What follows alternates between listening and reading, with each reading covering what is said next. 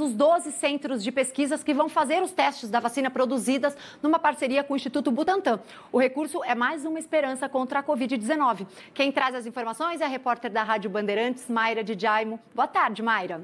Boa tarde, Andressa, Pablo, boa tarde a todos que nos acompanham. É isso, o governo de São Paulo já definiu quais vão ser os centros de pesquisa que vão aplicar essa vacina, a Coronavac. São centros, universidades e hospitais espalhados por 6 estados, que são São Paulo, Rio de Janeiro, Minas Gerais, Rio Grande do Sul, Paraná e também o Distrito Federal. Essas ações vão ser lideradas pelo Instituto Butantan assim que houver a aprovação da Anvisa. A expectativa é que essa aprovação ocorra nessa semana e a partir da semana que vem esses testes já possam começar. E a ideia apresentada pelo Comitê de Saúde hoje é que vão ser testes chamados de 1 por 1. Para cada pessoa que receber a vacina, a substância, uma outra pessoa recebe o placebo, que é uma substância que não vale, não é real, mas para fazer a comparação, é um grupo de controle. Então, a partir daí, se tudo der certo,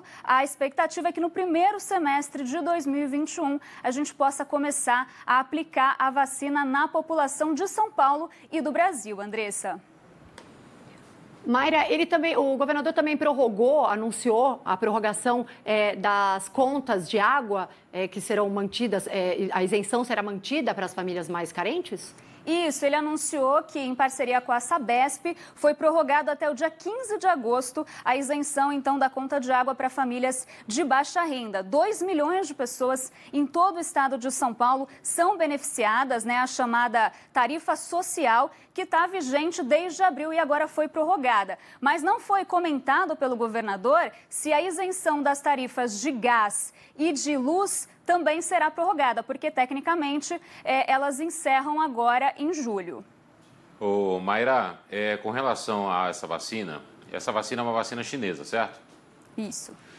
O Brasil tem tido problemas com a China para compra de insumos no tratamento da Covid-19, máscara ou EPIs, por exemplo. Mas os EPIs são produzidos principalmente na China e na Índia.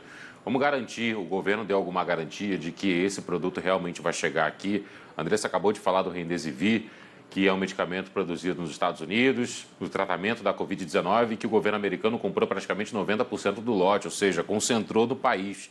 Como garantir que a China vai sim fornecer esses equipamentos para a vacina aqui em São Paulo, ou até mesmo para distribuição em outros estados brasileiros, se a gente teve problemas com a distribuição dos EPIs lá atrás? Olha, Pablo, a gente teve... esse contrato, ele envolve uma transferência de tecnologia. Então, o que acontece? A gente tem como é que produz, e a gente consegue produzir, o Instituto Butantan tem essa tecnologia para produzir as vacinas. Então, existe essa transferência, por isso que a gente não deve ter esse problema. As vacinas já estão começando a ser produzidas aqui, e o Instituto Butantan tem capacidade para produzir 100 milhões de doses que serão distribuídas pelo Brasil. Então, a gente não vai depender da importação da vacina, porque a gente também vai conseguir produzir ela aqui. Bom ponto levantado por você com relação a isso. E com relação ao coronavírus, atualmente em São Paulo, o governador acha que o estado chegou ao pico ou está próximo ao pico da doença e está sob controle? Como é que está a situação do coronavírus no estado de São Paulo, Mayra?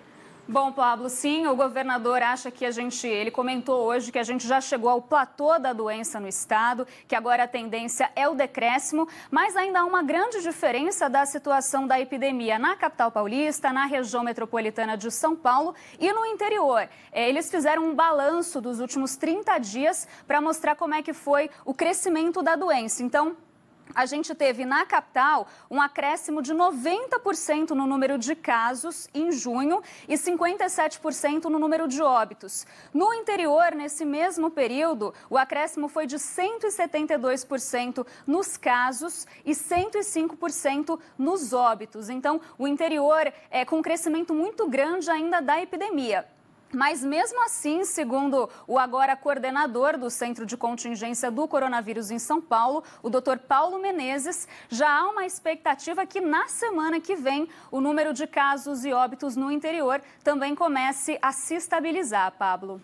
A Mayra acompanhou toda a entrevista coletiva, assim como acompanhou outros dias também. E um dos assuntos mais polêmicos é a utilização de máscara nas ruas de São Paulo. Hoje, no caminho para a Band, que fica na zona sul da capital paulista, eu moro na zona oeste de São Paulo, um trajeto curto relativamente, 15 a 20 minutos, vi gente sem máscara, hein? Ô Mayra, o governador falou sobre a polêmica envolvendo a utilização de máscara nas ruas e a aplicação da multa. Ele vai manter essa multa, viu? Apesar de alguns setores terem tentado negociar ali com o governador, ele vai manter a multa. Multa de um pouquinho mais de R$500 para pessoas que forem flagradas sem máscara em espaços públicos. Hoje tiveram várias blitz educativas pelo estado de São Paulo, inclusive em centros comerciais aqui da capital, com distribuição de máscara, conscientização, mas a partir de amanhã não tem jeito. Quem se recusar a colocar a máscara ou estiver usando ela de forma errada, fica sim sujeita a essa multa e os estabelecimentos àquela multa ainda maior de R$5.000, um pouquinho mais de R$5.000 para cada pessoa sem máscara dentro do estabelecimento. Então, a partir de amanhã, essa medida começa a valer de vez no estado.